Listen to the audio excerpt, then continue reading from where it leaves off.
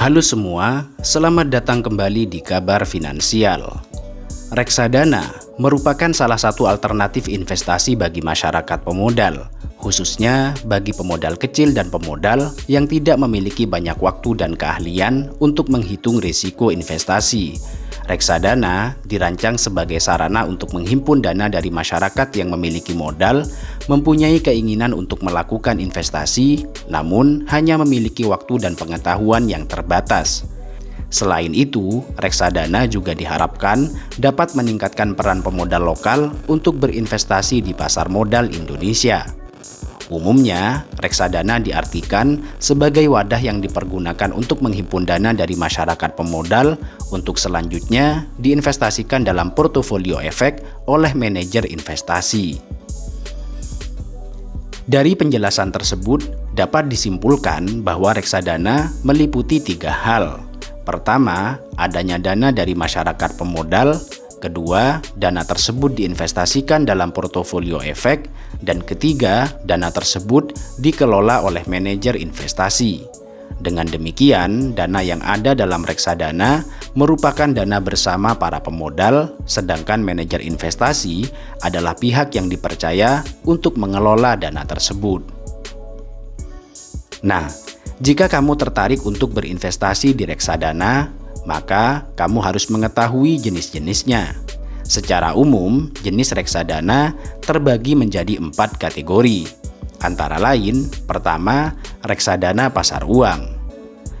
Reksadana pasar uang adalah jenis reksadana yang melakukan investasi pada jenis instrumen investasi pasar uang dengan masa jatuh tempo kurang dari 1 tahun.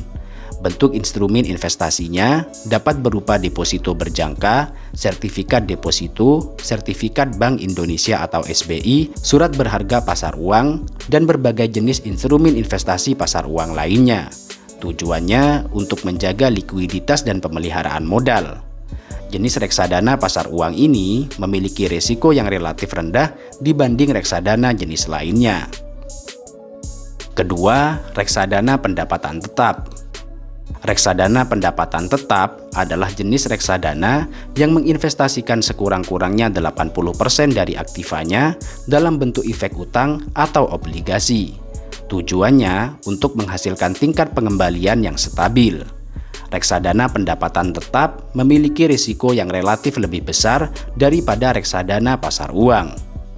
Ketiga, reksadana campuran.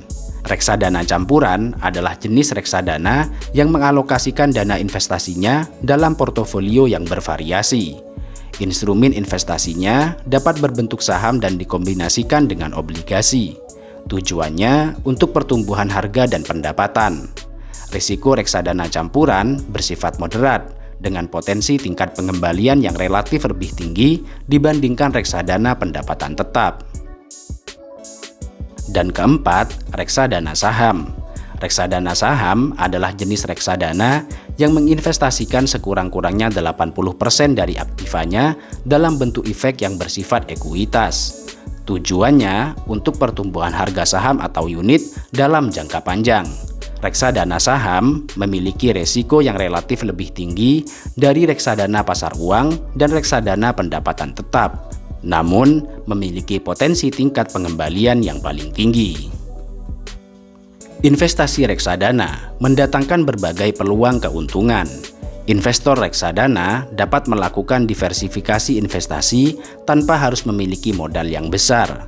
Sebagai contoh, investor dengan dana terbatas dapat memiliki portofolio obligasi yang tidak mungkin bisa dimiliki jika investor tersebut tidak mempunyai dana yang sangat besar. Melalui reksadana akan terkumpul dana dalam jumlah besar sehingga manajer investasi dapat melakukan diversifikasi pada produk investasi di pasar modal maupun di pasar uang.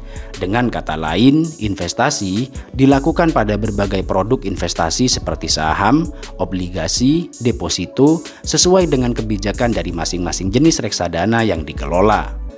Melalui reksadana pula, investor awam sekalipun dapat ikut merasakan manisnya keuntungan berinvestasi di pasar modal.